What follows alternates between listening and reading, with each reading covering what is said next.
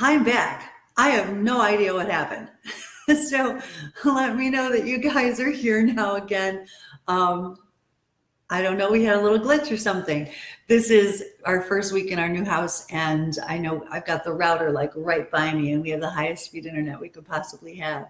So I don't know what those glitches might be about, but if that happens again, I will log right back on. I promise. Oops, yep, oops.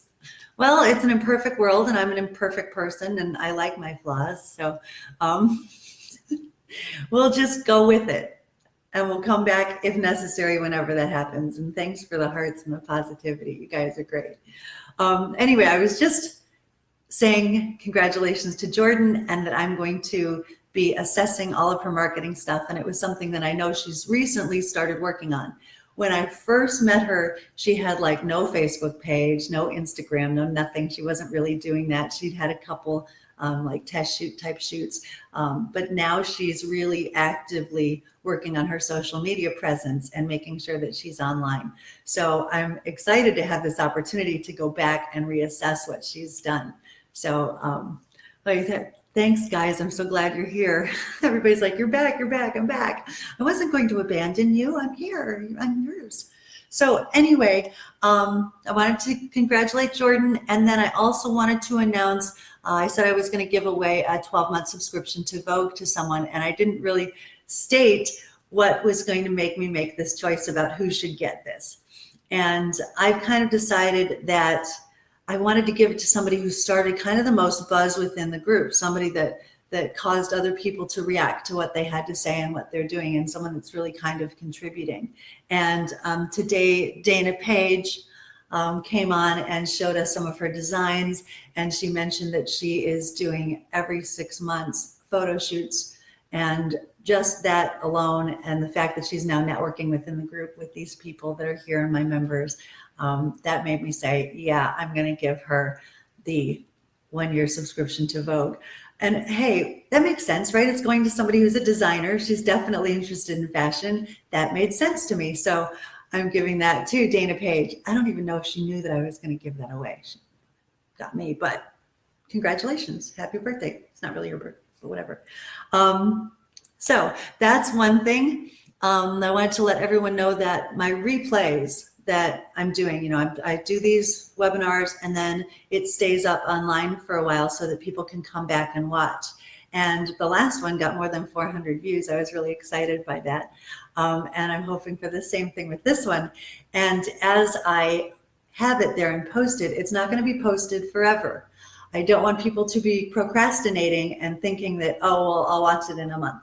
Because no, that's not okay. I want you to have this information. I want you to have it now. I want you to take action now. I want you to be able to better yourself and move forward now, because you never know what kind of opportunities might be going on that you might miss out on if you haven't had this information and if you aren't working towards it as a day by day goes. We talked about accountability a little bit in the last one, and every day you should be making some sort of effort or some small steps towards moving forward in your career. And if you're doing that, then there's no way you can't make progress. So I don't want to leave these up here for you to go and forget about them and maybe come back some other time. No, they're only going to be up till Tuesday. And Tuesday I'm pulling them down at midnight. So yes, I will be up for that. I'm a late night person anyway, so it's fine. But I wanted to make you aware. And I'm going to post about that too, so that everybody that doesn't tune in on time, gets that too. So that's another thing. And let's see. Okay, questions from yesterday. Somebody asked me in a private message a really interesting question that I didn't cover yesterday, and I probably should have. And they were asking me why designers charge models to walk in their fashion shows. Now, if we look at this, if you have a designer that's doing this, I don't like that process. I don't like that practice. It's again one of those things that kind of erodes the professionalism of talent. And what I really hope that you guys would do is, yes, okay, walk in the freebie charity fashion shows for something that pulls your heart, and that can give you some practice and something on your resume, and maybe get you to meet some designers you hadn't met before, some photographers, or maybe you get some press. locally, that kind of thing that may have actual real exposure involved with it. But a lot of these things that they have out there, you're not going to get exposed to anyone but the grandma of another model. So when it's those kind of situations, I don't recommend walking for free, and I certainly don't recommend paying for it.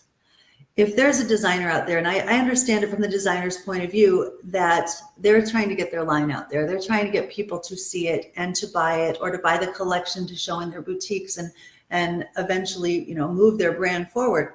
I understand that. And it's also expensive to do so. And it's really hard for them to get it out there and start making a return on their own investment. So they're trying to cut corners, and they're trying to find a way to pay for a fashion show that they've put together. Now, fashion shows are so expensive because the venues are not cheap. They're not cheap, and they're not forgiving. They don't care if you're a charity. It's not of interest to them, because they can rent it out that same night to some other event and make full price. So the venues are expensive, the lighting's expensive, the DJs, all of these people that need to be there, they're expensive. And it's really, really hard to cover those costs, especially in advance, unless you have some decent sponsors. And some people don't know how to go about getting those either. So here they are with these big overheads and no way to pay for it. So if they charge the models in advance, then they're sure that they don't have to cover their expenses with ticket sales, and you never know what ticket sales are going to be. So that's why they'll do that. Is there a benefit for a model to pay to go be in these fashion shows? No, not necessarily. I don't think it's getting you any kudos with anybody. And there's other things that you could be doing with your time and your effort and your energy. So the more that we do things like that, like pay for appearing, the more it seems unlikely that anyone will pay us to appear. If we want to get paid, we have to make sure that we are the professionals, that we are up to those standards, and that we are saying, I'm not walking for free. You need to pay me. I'm a professional. So when that's the case, and that's the occasion, and that's the way you go about things, eventually the whole erosion would have to reverse itself. It would have to stop, because then they'll have no show. So you do have a power of, I'm the talent, and if you want me to be here, you can pay me. Because if all the professional models said, no, I'm not coming unless you pay me, then there's no show. Unless they start getting all these, wannabes that fall for this stuff. So stop being the wannabes that fall for this stuff and start being the professional. And that'll work.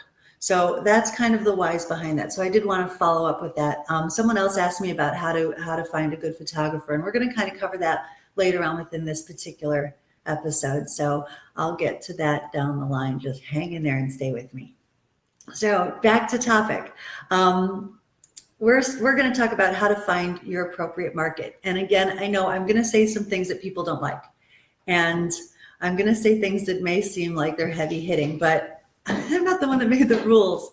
Oh, and I've said I'm a mom and that my kids could show up. This is my other daughter, Izzy, and she's in her pajamas. So she's had dinner and she's saying goodnight to me. So say hi to Izzy. Izzy, say hi. Okay. Izzy does some modeling and acting herself too. So I don't force her. I don't push her. She just follows me around and says, Mommy, let me do this. So I let her do this. And frankly, she likes to really work it. I don't know where she gets it. But me?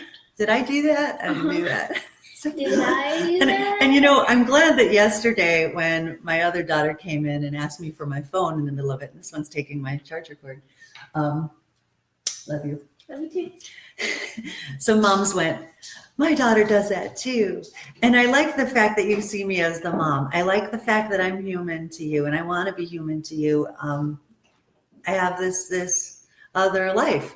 I have a professional life and I have a home life. And sometimes the two intertwine, and I kind of like them too because it makes a full life. I like my fiance to come to the fashion shows with me and be there for me. I like to hear his feedback and what he thinks. I like to have my kids around as much as I can. So I think we all do, and that makes me relate to other parents that are paying attention to this and watching. So it's a big part of me. And I hope you respect that. I don't think being professional means I can't be a mom. I think I can be both. So anyway, back to where I was. We were talking about things I might say that people won't like, and I don't make the rules. Well, the reason why I say this is because there are certain categories in modeling and in acting, and those certain categories they're just in existence, and they're in existence because, let's face it, bottom line, models are hired because they think people want to look at them. That's simple. They think people want to look at them, whether it's in print or whether it's on the runway. And a runway model's job is to be a hanger. So she's supposed to be kind of almost blending in with everybody else on the stage so that you pay more attention to the collection and stop looking at the models. It's a trick, even though they have to be beautiful, because that's what we expect. So I don't make the rules here. It's the way the industry is designed. And I've had people attack me for saying that you can't put a round peg in a square hole. And you can't put a round peg in a square hole. It's just the way it is. I am 5'11". I've been 5'11" since I was 14 years old. I am not going to work as a runway model for a petite shop. It's not going to happen. I will never be a jockey riding a racehorse. It's not my job. I'm not built for that. I will never be a linebacker. I'm not built for that. There are certain things that people are good for, and there are certain things that people are not good for. And what it's based upon, it's not because the agent says so. It's not because the designers say so necessarily.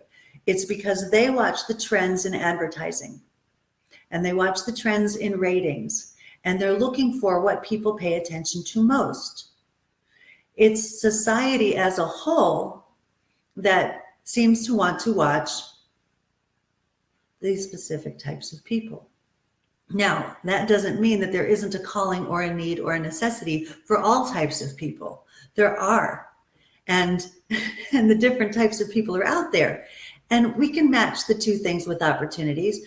And we try to do that as much as possible and have a wide range of types. So, that being said, especially when you deal with actors, then that's almost everybody, as long as you have the ability to act. So as I'm talking about, okay, so what makes you right for certain markets? If you're what they call high fashion, then you do have to meet those certain criteria. You have to fit into the high fashion clothes. And the high fashion clothes are sized the way they are because the designers are making sample sizes. And that's what they're showing. They're not having a whole line where you can pull it off the rack and then work that particular show. That's not how it goes. So that's why the high fashion people have to be the size of a high fashion person. Now, okay, they sometimes make the big bucks, and that's fine. Whoever can get it, hey, more power to you, right? But there are different facets of modeling. So I have some girls they're petite girls, and they're working local markets. And the amazing thing is, everyone told them that they couldn't walk in fashion shows. Now, if you can wear the clothes that are being shown in the fashion show, then why can't you walk in the show?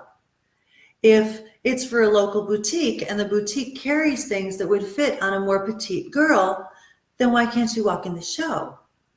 And what's been happening is everybody thinks, oh, okay, I'm going to run this show and I want all my models to be 5'9". And this happens to me all the time. These people go, I need 5'9" and up models. Now, they don't need this. This is just what they think they want. So they'll say this to me, and I'll show them some 5'9" girls. And then I'll say, oh, but Dakota would be really good in this show. And they'll say, oh, I love Dakota. Dakota's great. Okay, here's Dakota. She's not 5'9", she's 5'7". So yeah, she's got a killer walk. Now, she developed her walk even though people said, you're not tall enough to become a runway model. Well, okay, she's proved them wrong. She went out and found a designer that handled clothing for juniors and junior prom wear that was showing during Fashion Week. So Dakota at 5'7" has walked in New York Fashion Week. So if she never learned how to walk like she can walk, and this girl can walk, she wouldn't have had those opportunities because somebody else said no.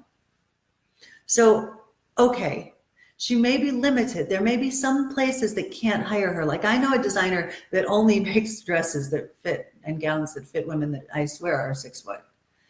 So she's not going to walk for that particular designer. Her height is a limitation, but it is not an end all be all for her. She found a market that worked for her. So that's kind of what we're talking about here, is how to find the market that works for you and not to beat your head in places where it's not going to work for you. Some things won't work for certain people. Some things will. So you've got to brainstorm this a little bit. And you've got to think about, okay, so what are my limitations? You know, the plus size girls, it's really, really hard to talk to the plus size girls because I know that they feel a certain amount of empowerment, which is wonderful, about what they're doing. However, the problem is that, yes, they do still have a limitation and they are aware of it, but some of them really don't like to hear that. And I'm sorry, but it exists. And it exists because of the way the market, the marketing, the people that buy, the people that watch the ads, the way that that's gone. And it's not the agency's fault. The agency is trying to find people to fill every job that they can. And they know what their clients are asking for. So they're trying to find things that their clients are asking for. So they need more of what the clients ask for and some of the other stuff.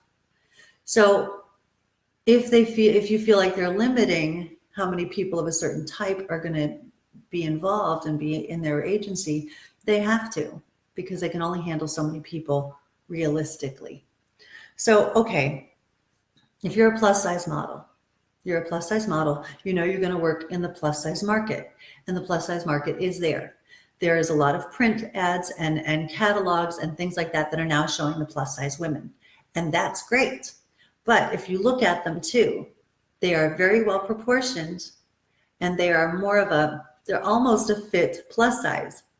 So they're not lots of rolls and they're not saggy. They're taking care of themselves. And some people just have that body type. I have a lot of dancers that are very strong women. They're not fitness models necessarily because they aren't that ripped abs that, does those workouts all the time like the CrossFit girls, but they're fit, that they're just a little bigger built because their legs get big from the dancing and their arms are out all the time and they're bigger from the dancing.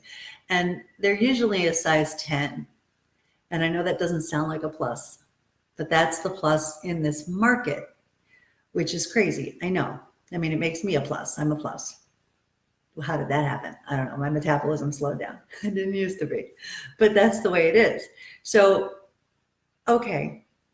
If you're truly, and I've had people come to me and say, I've always wanted to be a plus size model my whole life. And I said to her, because I have studied life coaching, I tend to get really deep with people. And I said to her, is that the honest truth?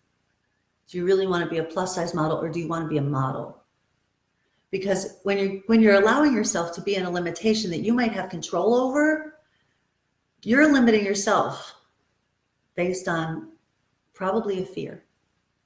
So she admitted to me, I've been limiting myself. I really want to be a model. I don't really just want to be a plus size model. And it's like, but what are you going to do about it between now and then so that you can expand your market, so that you're not limiting yourself? If there's something you can do, there's nothing you can do about being petite. Petite is going to limit you to being just in the petite market. And I'm talking like the 5'4" girls, the 5'5" girls, they're going to be petites. There's nothing they can do about it.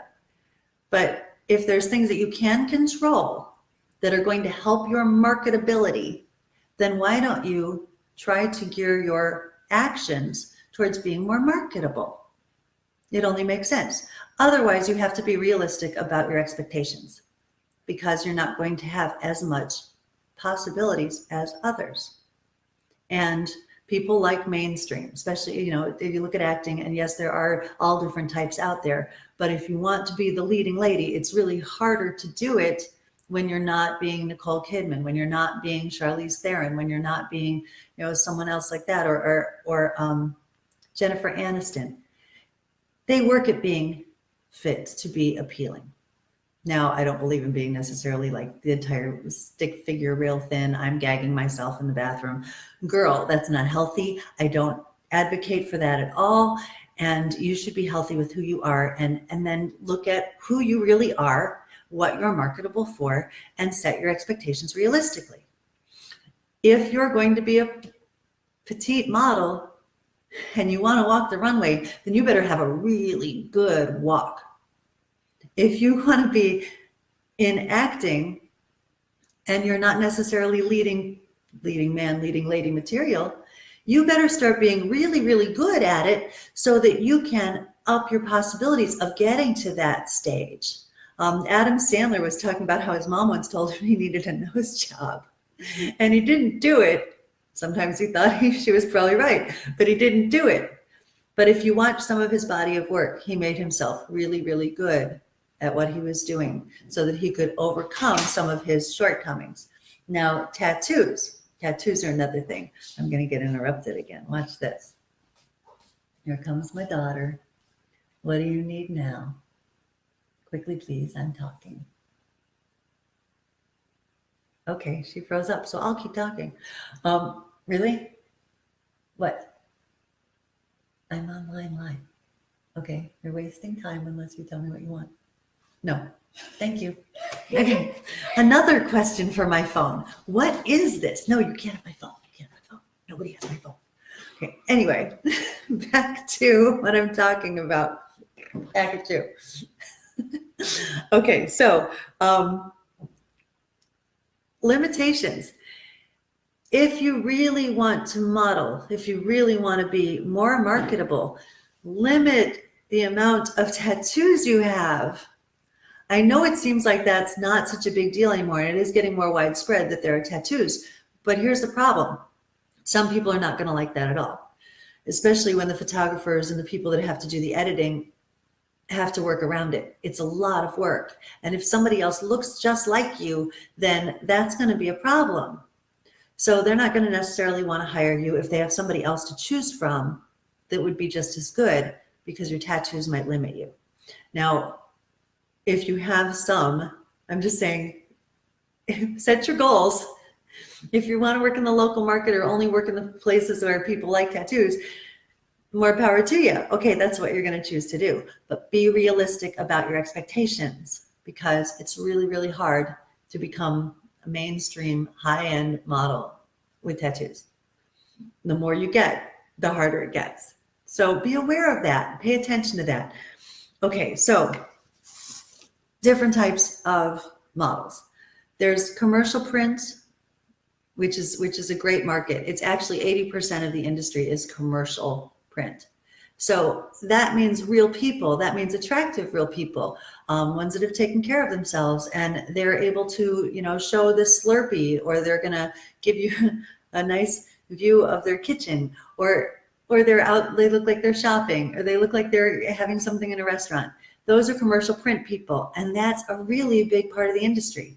If you look around at all the images that you see on a daily basis, which are a ton, look around and see what these people really look like.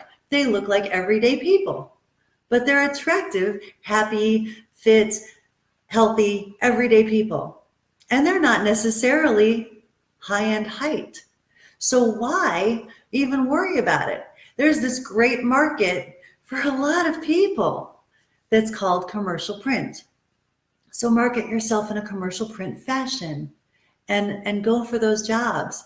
It's a really nice place to be. And no, it's not the ones that are necessarily going to get the really, really high pay per hour. That's not what commercial print typically does. But it can also be really nice.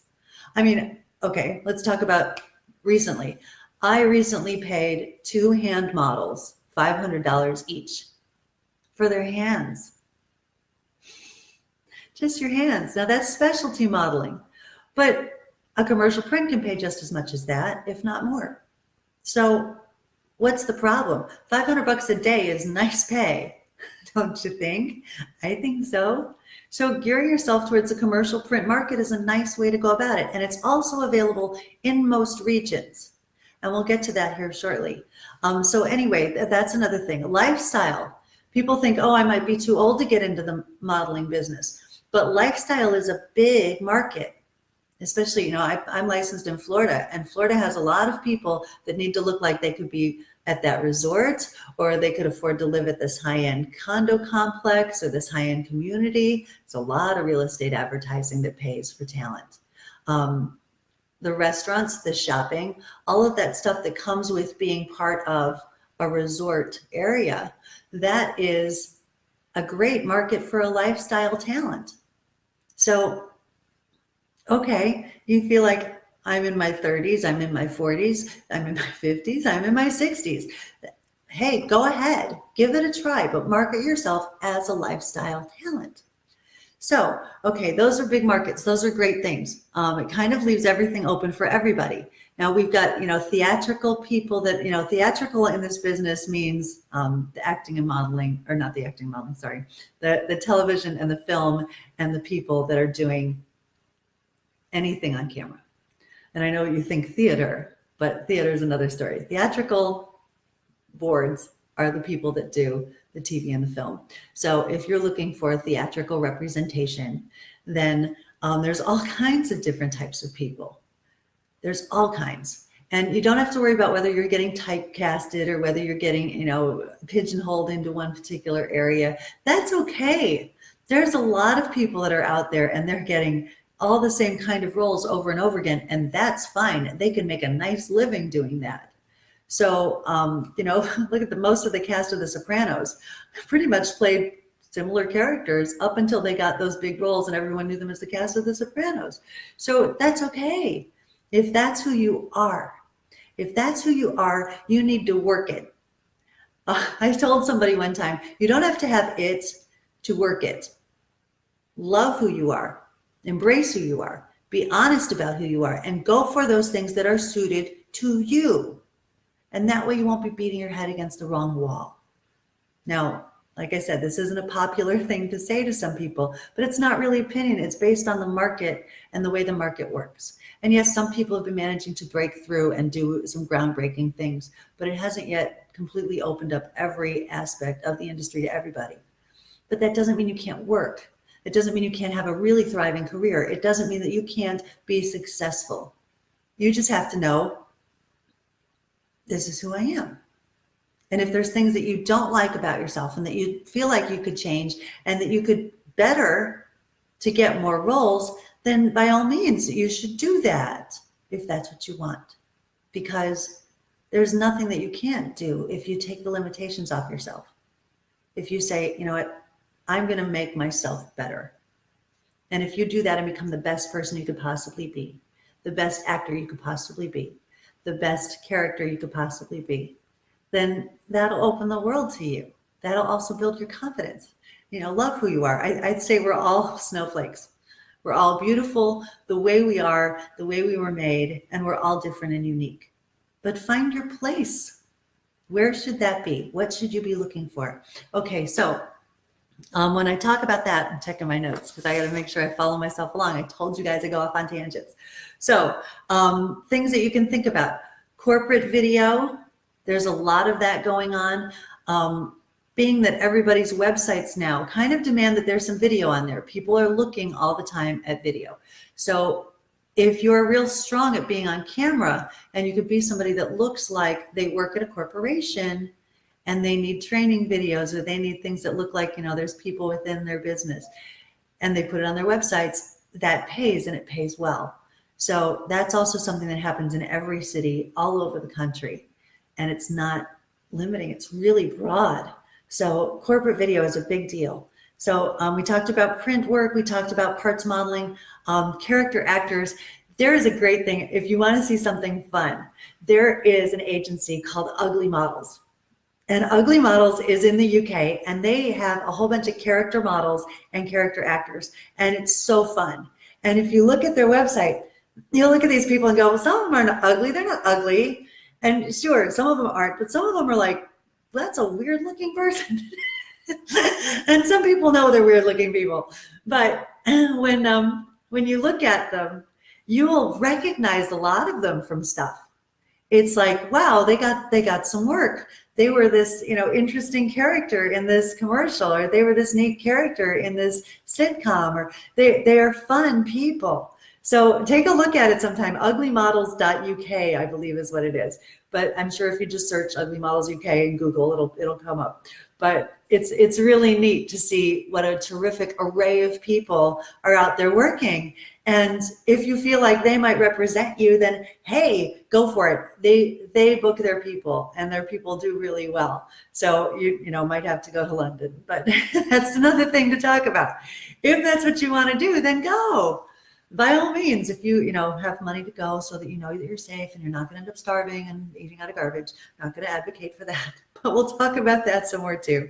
Now, in your homework, the first thing that I talked about was list 4 of your possible character types.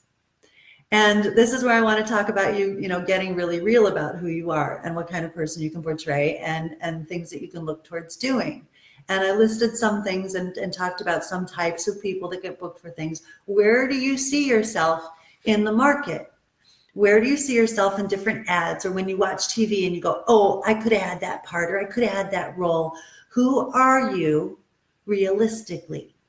If you think about this, and the reason why I say it realistically is, also, I had a woman come to me one time, and she was auditioning for me, and someone had trained her poorly, and I, talked about how that happens. And this woman auditioned for me, and she was in her 50s. At least that's what she told me. She never let me see her driver's license, though, so she might have been higher than that. And the first thing she did for me was an audition where she was portraying Dorothy from The Wizard of Oz. Now, if you look at the story of The Wizard of Oz, we know that Dorothy is a young girl. She's a young girl. I think she's supposed to be 16 tops. So there's no way that this woman would ever be booked as Dorothy in The Wizard of Oz. It doesn't work with Living with Auntie Em and Uncle Henry. It doesn't work if you're 50. So immediately, I don't find her believable.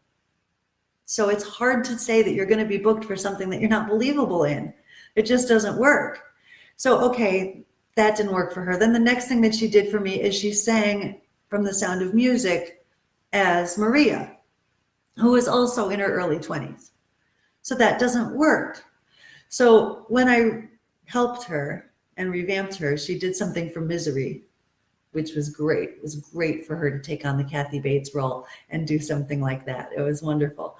And then she did a great witch monologue where she cackled, and it was wonderful. And then she was really, really liked. And she started booking, because that's who she is and that's who she was.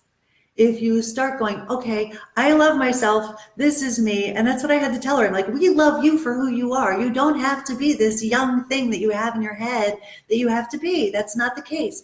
Be who you are. Be who you could realistically be booked for. And that will help you with your marketability. So gear yourself towards what actually suits your character. I have a friend named Gary, and Gary was from Naples, and that's where I was living in Florida and where I'm based out of. And Gary he left Naples and went to LA and became an actor. And one of the things I saw at Gary's house when I went to visit him in LA was this great wire shelf unit. And on his great wire shelf unit, he had 6 headshots and 3 resumes. And the 6 headshots were like businessman, guy in the woods. I think he had one that was like a teacher type thing, and then a trucker type thing, and then a doctor kind of thing. He had all these different headshots. And then he had the resumes for his things with theater, his things that were TV and film, and his things that were commercials. And so when his agent would call him and say, they're looking for this type of guy for this type of a job, he would grab the businessman and the TV and film, and he'd stick those 2 together, the headshot and the resume, and go out the door. But he was ready for that at any given point in time. So what a neat way to do it. Gearing yourself exactly to who's going to hire you. If it's a commercial and you need to look like a dad, then you grab the dad headshot and you grab the commercial resume and out the door you go. Geared right towards what they're going to hire you for. It's smart marketing. So let's think about, what could you portray? Could you portray a teacher? Could you portray a truck driver? Could you portray a hippie chick? Are you the mean cheerleader? Are you a car salesman? There's all these things that you could be. So think about who it is. And when you start to think about who it is, then you want to gear your marketing towards that. Possibly get some shots done that make you look like someone who could portray a nurse or a doctor or a school student, college student, those kind of things. That's what your clothing should kind of represent and your styling should represent, and get a different variety of those things so that you can market yourself towards who you look like you should be. I put down makeup counter girl. And the reason why I said a makeup counter girl is if you go into those big department stores, there's those girls that kind of look at you funny, like, excuse me, ma'am, what is it you needed? The makeup counter girl.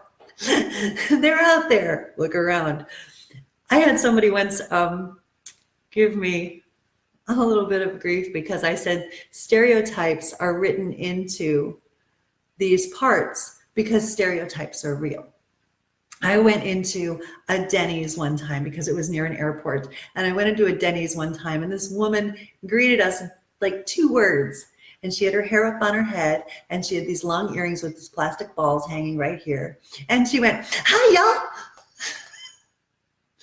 And there was just this immediate knowledge of what this person was like, that she probably greeted everybody and she had her favorite regulars and she'd been there for a while. This whole backstory of who she was came to life for me. And she probably went home at night and put her feet up that were tired and sad. And that's probably when she stopped. But that was her character. And yes, we see that woman in movies. We see that woman on TV. We know who she is because it's a stereotype. I had one of my students named Jake. He argued with me and he said, "I'm not a stereotype." And I said, "Jake is very Italian." And I said, "Jake, what kind of restaurant do your parents own?" And he went, "A pizza joint." "What?" It's Jake. Does Jake look like he should play an Italian New Yorker? Of course he does. He's Jake. That's what he is. He should just go for that. Don't fight that. That's who you are. And that's awesome. So yeah, he could be on The Sopranos as one of their like new proteges, somebody that they're bringing up through the ranks of the mafia. He could do that. Sure. That's Jake. So why not? Be who you are. Do it well. That's what you need to do. So the first thing you have to do is like brainstorm 4 types that you could realistically portray. And then you can kind of think about, okay, so how am I going to market myself that way? Should I find monologues that suit those types so that if someone asks me to do a monologue, I can do it as the mean cheerleader? Yeah. Those kind of things. So you can do it as a teacher. You can do it as the doctor's wife. You could do it as the truck driver. Now that could be male or female, which is a lot of fun. So think about that. One of my talents did a monologue one time as a ninja assassin, and it was great because she said, "Get out of my life, Dad." She was killing off her assassin dad who made her be an assassin. So think about, what could you portray? Who could you be? Come up with these ideas and then gear your marketing towards it. Okay, so where are you going to put this information? How are you going to find these jobs though? Where are they coming from? A lot of people talk about how they didn't want an agent for a long time and how they steered away from agents and that kind of thing. And okay, I get that. I understand why going freelance may seem like a good thing. But there are certain resources that agents are able to get onto and able to have access to that real people can't. They're not allowed. In the course of starting up my own agency, I became confronted with this. Okay, I need multiple references from accredited production companies and casting people in order to be approved to get the information from some of these casting websites, like Casting Network.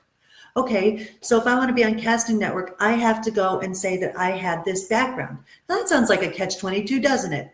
If all the castings are on Casting Network, but I can't get on Casting Network without castings, how does that work? I have to find them. I had to find them myself. I had to find the casting companies, and I had to apply directly and say, hey, here's my people. I'm an agency. These are some of my people. Check us out. And then some of them started sending me castings. Okay, great. So now I can book my people, and then I can get those letters of recommendation. And once I get those letters of recommendation, then I can get onto those other casting websites. And then I'll have access to things that nobody else can get. So yes, you are going to be limiting yourself if you don't get an agent, because only the agencies can get that information. Kind of tricky. So yes, it opened up a world to me, because some of these bigger roles will only post on those websites. And some of them even pick and choose which agencies they'll reach out to even give them that information. So if you're trying to go freelance, yes, you are limiting yourself. Now, here I am, I'm a non-exclusive agency. So you're free to be a freelance person anyway. You can go get as many jobs as you want to, but then let me help you too. And then that way you get more. You get what you can find, and you can get what I can find. That just makes total sense. So, okay. Casting websites, agencies, casting companies. Some casting directors allow you to submit directly to them. So find out who the casting directors are in your state and in your area, and directly submit to them and be part of their roster. And if they have an email list, sign up for it. And I know, like, Lori Wyman has an email list, and she'll send out castings sometimes when she can't find people through the normal channels and the normal agencies or in her roster. She'll post that she's got another casting coming up and she needs help with it. So you'll get some inside info from her directly. Now, of course, she's also selling her 2-day workshops, which is fine. Going to a casting director workshop is a great way to know what they're looking for specifically, and possibly a chance to show off in front of them and maybe get stuck in their memory for something that might come up later. It should not, however, take the place of real regular coaching. I've had some people think that their whole resume can be done of casting director workshops. And it's helpful to have that nice name on there, but it doesn't take the place of really learning the craft, because a lot of it is like backtracking, and each casting director will start you from the very beginning and give you some really beginner information. So you're limited in a few days' time on how far forward you can progress with them and how much material they can cover. So it doesn't take the place of actual real coaching, but it's still good to do. So yeah, she'll mention her workshops, and yeah, she'll mention her book, The Organic Actor, and they're doing that too. They're plugging their other stuff. That's okay. It's still good to get it in your inbox so that when she has a need, you can find out about it. Why not? It's, if it's just an ad for her stuff and you don't want to read it, hit the trash can. So what? Big deal. Anyway, I'm on Casting Frontier. I'm on Cast Now. And a lot of my people that have signed with me don't even go and join on to it. And I've told them, I need you to do that, because sometimes that's the only way I can submit you for some things. So again, people will limit themselves for no reason whatsoever. Don't do that. You want the world to be open to you. You want to hear as much information as possible and get enough castings and hear about what's going on. You really want to do that. Don't limit yourself. So those are really good. Having an IMBD account is a good thing. Backstage is always, that's an old standby. It used to be that if anytime you were in New York, you picked up Backstage magazine. It was this big old publication that would come out, and everybody had a Backstage that lists all the auditions in the area. And now it's online and it's, global. So getting on Backstage is a really good one too. And I know there's a fee involved with that, but it's worth it. It's really worth doing, as long as you work that. So yes, I'm telling you how to get free jobs. Ta-da, it's there. In this particular region, there's also one called the Southern Casting Call, which is pretty good too. Izzy, who is just here, I booked her and her brother Sid when I first moved to North Carolina. Didn't know any talent. They wanted Muslim kids. And so I booked my own kids as Muslim kids. Didn't know any Muslims, but they passed for it, and they each got paid to do video for Getty Images. Simple day. they got paid $375 for running around the airport acting like they were kids traveling. So that's a nice job, and that came from Southern Casting Call. So that's another way to do it. Anyway, some of the websites I will say I don't endorse, and I'm going to throw this one out right now. Nine, the Unagency. I know there's a 9 and then they write 9. So I don't know if they're called 99 or if they're just 9. I don't even know how to say their name. But I noticed that they were trying to charge people $100 to get their castings for the year, I think it was.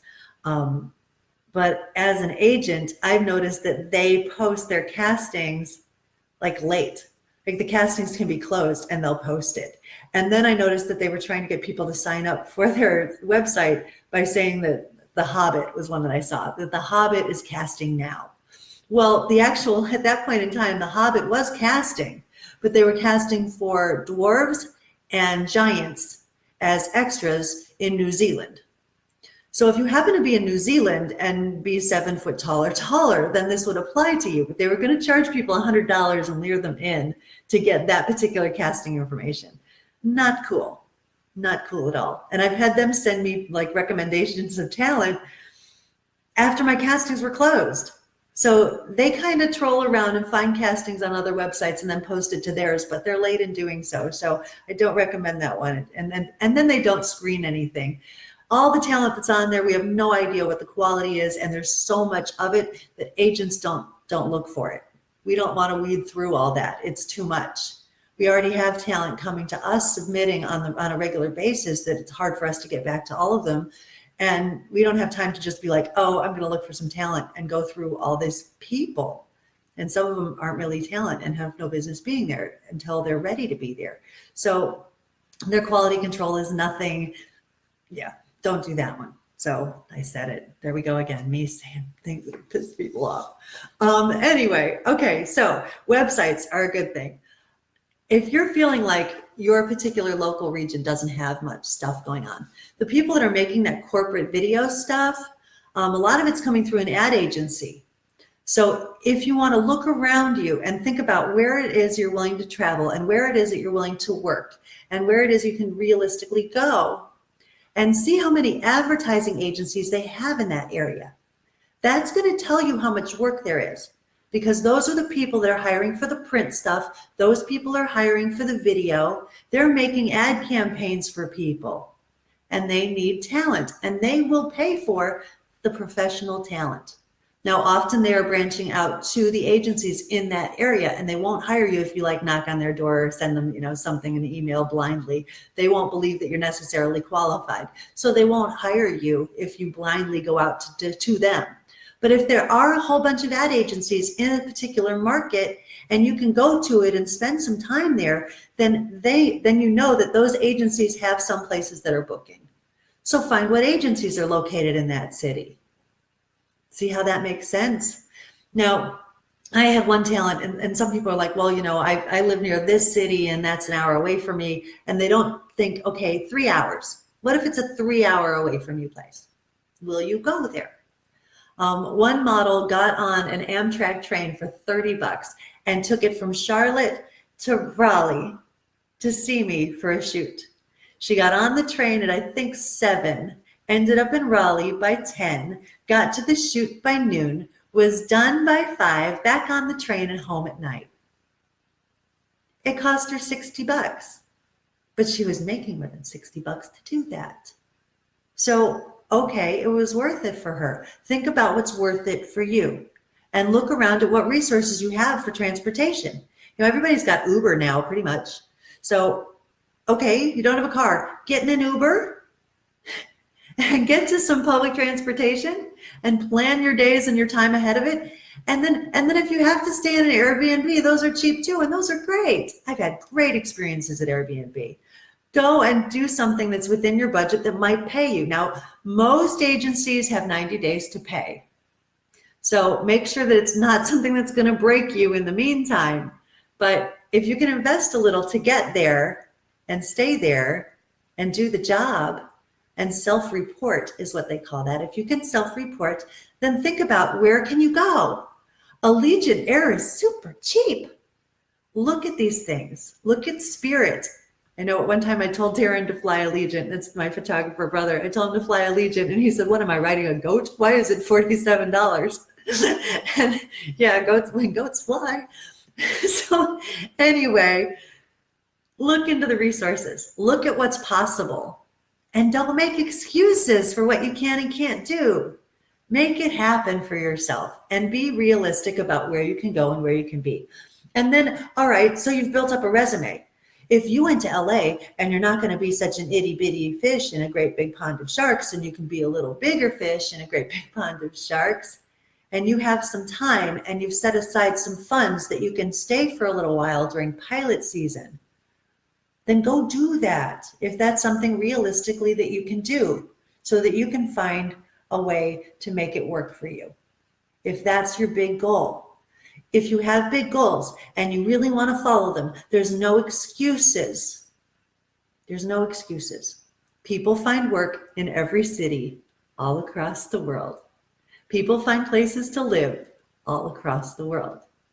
They find ways to make it work. They find roommates if they have to. Believe me, there's a ton of people that are trying to do the same thing as you, and they need a roommate.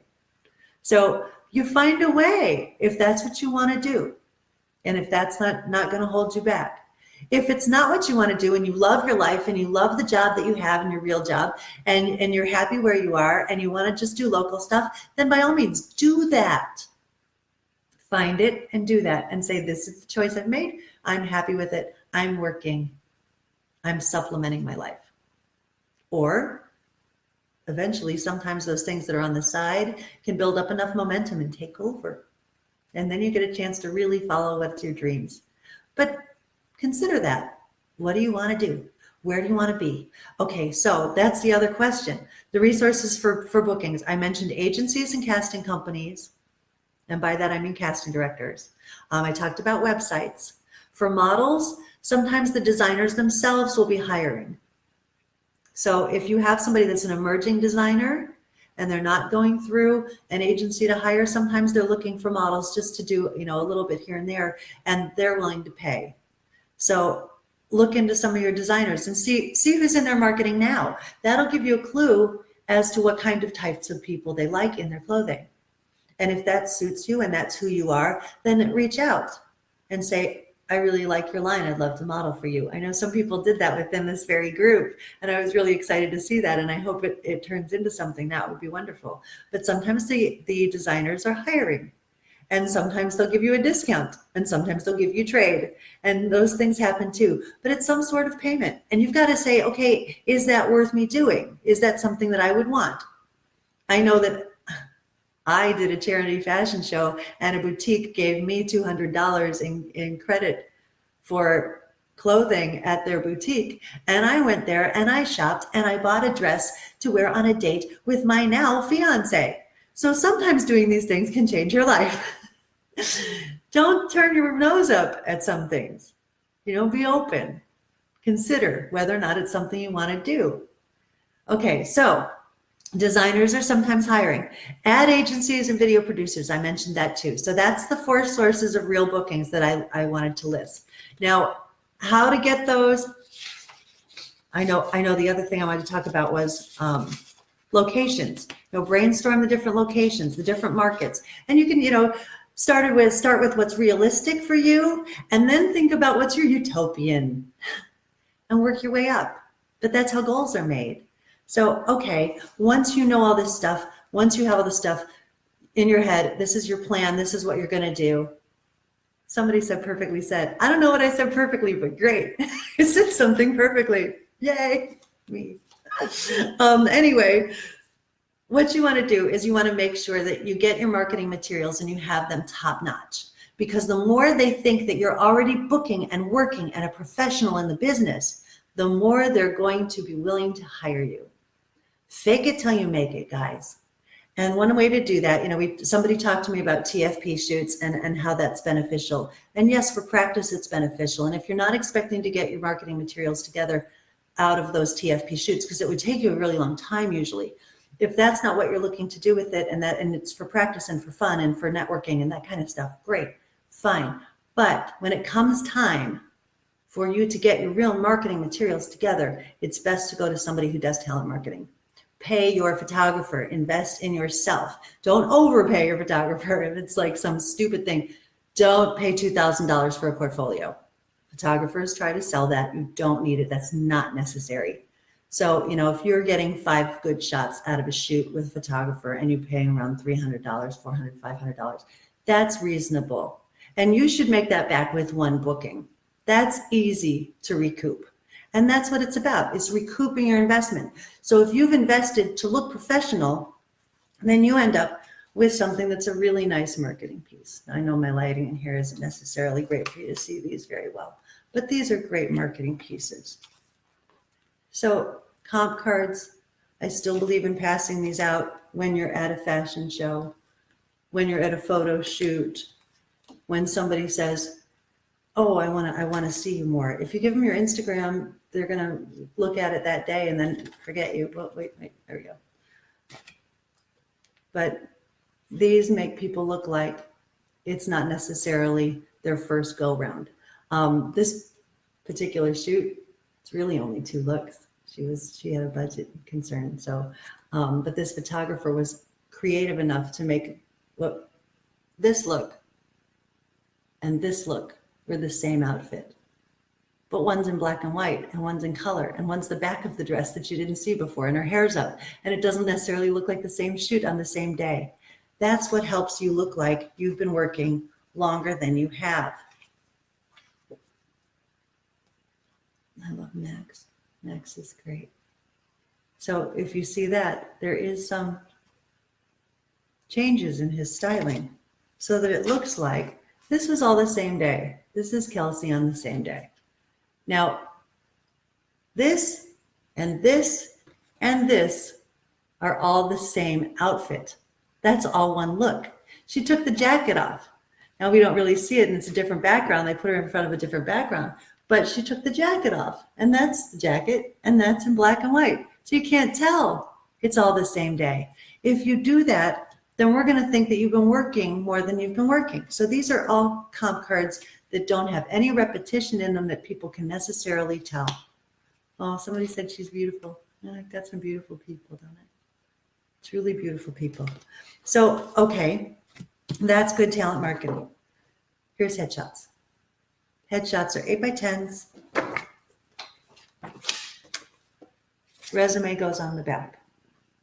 Now, sometimes if they're not printed properly, like this one's got some marks in it because you can tell it wasn't printed by a real printer and it's flimsy paper. And on the back, he brought this to a freelance job, but he crossed off protocol models and wrote posh. So he was doing that. And then I ended up with no way to contact him because there's no phone number. There's no agency phone number. I'd have to look them up myself. And I needed to reach him because he got hired and I needed to confirm that he was going to be at a shoot at 4 a.m. But he wasn't answering his email and he wasn't going onto his Facebook and I couldn't figure out a number to reach him. Don't do that. Don't do that. Get your stuff together. Make it professional. Make it look really nice. I already showed you Rosanna. Oh, Rosanna was the one who wanted to be a ninja assassin. Now imagine her like in black leather. That works so well. Different types. There's a lifestyle. Okay. Now, marketing materials can be done badly. They can be done badly. And I will show you some examples of how before and after. I love Chris. Chris is a neat guy. Chris was trying to do it himself with limited information. So he did this shot in his home and after. Do you see the difference? Do you see how we can tell? We can tell what's done professionally and what's not. Who looks like they're really invested in their career? Who looks like the professional? Who looks like they're working? Who looks like they know what they're doing? This guy. So you got to be careful of your talent marketing.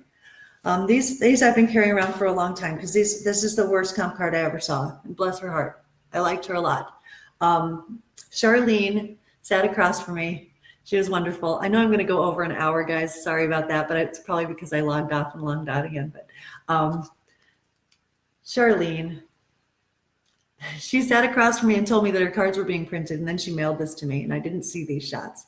But she's got this bad hair and draggy lady fingernails, and her eyebrows are sticking up. And over here, although you can't see it right now, but there's this like weird goo like that was printed on every comp card. I don't know what happened there.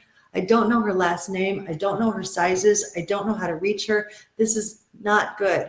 My staff was walking around wondering if that was her thumb peeking out from those feathers. And then they called her the armpit hair girl because you can see her armpit hair here. This is not good. It takes a lot to overcome being called the armpit hair girl. So I told her my critique, which wasn't easy to do. It's not easy to tell people something like that. And I said, next time, she didn't sign up for classes with me. She didn't do that. But I said, next time, send me your information, send me your pictures before you go get them printed and spend a lot of money on something that's not going to make you a return. She got this really nicely laminated printed thing. She spent extra for that and didn't get paid. So I said, next time, show me the shots first and I'll help you. I'll advise you. I'll give you the thumbs up. And she didn't do that, but she sent me this. And I went, okay, well, that's nicer. That's nicer. I now know her name, and this is not a bad shot. I'm okay with this. But then I turned it over. And this is the shot of her tattoo in her butt. I don't know why that's there. I can't see her face in this one. And this one makes her look bigger than she actually is. She wasn't a pudgy girl. She wasn't at all.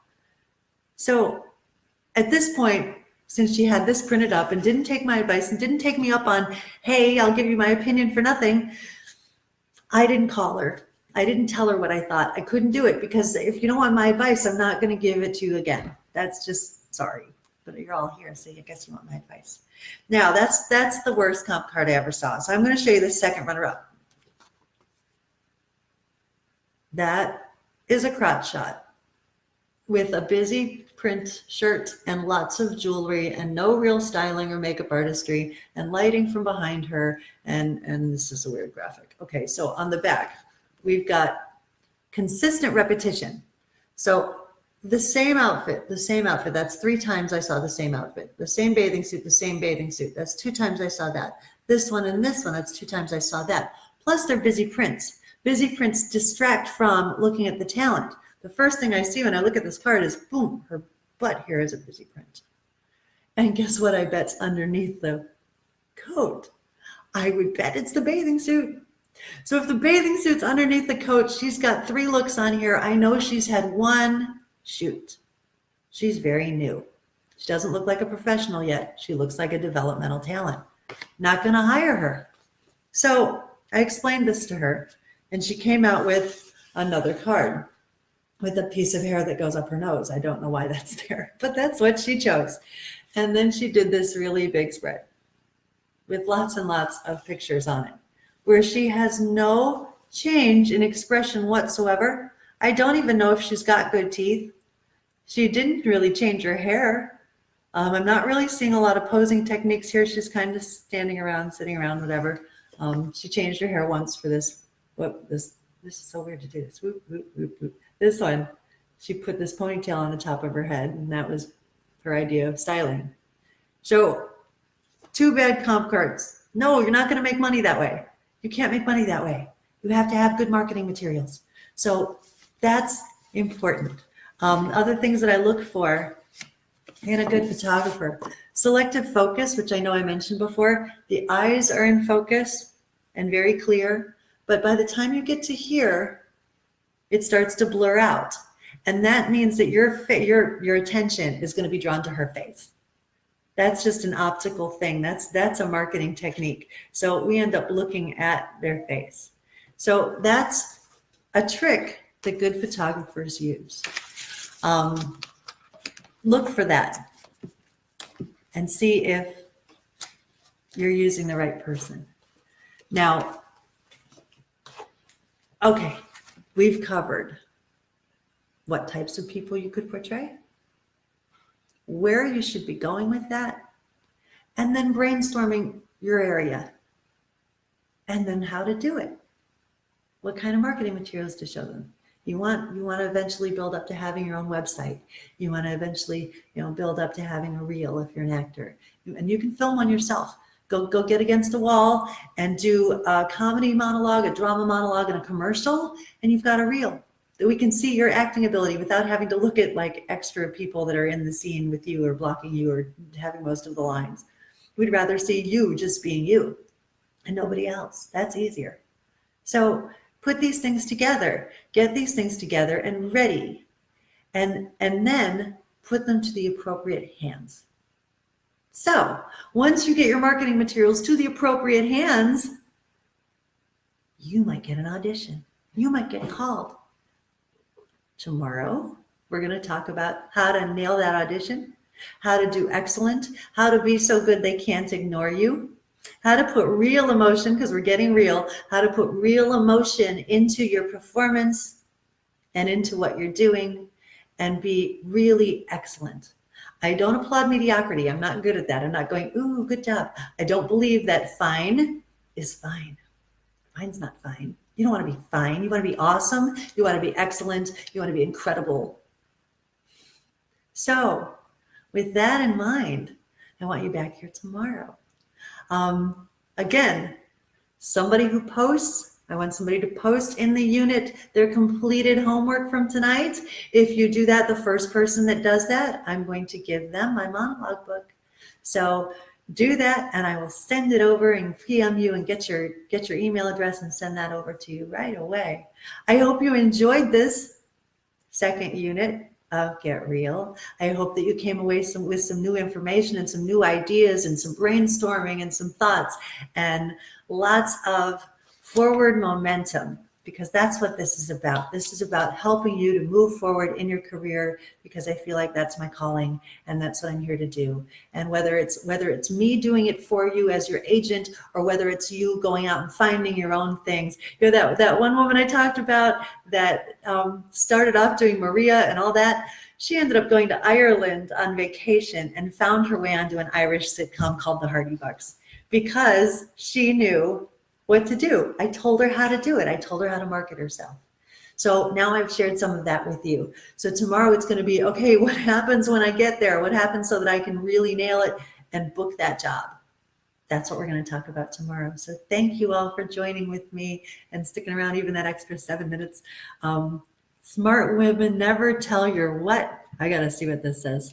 Smart women never tell your age. Oh, I told my age in the last thing. I guess I'm a ditz. I tell my age. You know what? I'm proud of my years. I'm proud of what I've put towards them and the life that I've led. And so when I say that I'm 49 years old and I'm going to be 50 in January, I'm happy with that. However, on your marketing materials, don't tell your age, say your age range. And react to things in your age range. Because if you can realistically portray younger or older than you are, then go for those jobs. You don't have to tell them your real age in this business. But I'm going to be a dumb woman and tell you my age. Oh, that's fun. I'm so glad I went into that comment. That was great. If you guys have questions for me and things that I didn't get to respond to while talking, somebody said I'm speaking truth. Yay, I love it. As you're asking questions, if I didn't catch it, I go through the comments even after I'm done talking. And if you have a question, I'll try to address it tomorrow night and try and make sure that I respond to them so that I can be that informational source for you. And if I tend to miss it or I didn't answer your question and you really need to, send me a private message. I'm good with that. Find me as friends. I had some like hundreds of people that were not friend requesting me on my Tracy Gray with the G and the logo. I have room to take more friends. My other one with my face and my fiance and the picture of us, I can't. I'm maxed out. I have 5,000 friends on that one, so I can't accept any more friends. But if you want to friend request me, use the one that's up above on the thread and send me a friend request. And I'm happy to answer any questions that you have. I've been known to answer questions at midnight and stuff. So I'm here. Use me as a resource as often as you like. I'm happy to tell you what my opinion is. And my opinion is based on how long I've been in this business. Beware, oh, this is a great thing to say, beware of the uneducated opinion. People that don't know anything about this business or haven't worked in this business and are trying to dissuade you from doing something, they don't know what they're talking about. They don't. So pay attention to the educated opinions. Pay attention to the opinions of people who are where you wish you could be. Not people who are a little ahead of you, because that'll max you out there. Pay attention to the opinions of people who have gotten other people where you wish you would be. There are ways to get lots of feedback and lots of information from people who have hit like peaks in their careers that you could learn from. So beware of the uneducated opinion and pay attention to the educated opinion and find good mentors and find good people to listen to, and don't listen to those other negative Nellies that couldn't do it themselves, because they'd love to hold you back to the same place they are, and you won't have it, will you? Because you're here. So anyway, thank you for joining me, and post that homework, and I will see you back here same time tomorrow night. Thanks, guys. Where's my mouse? Oh, look, there it is. Hey, I can end the live video now. Good night.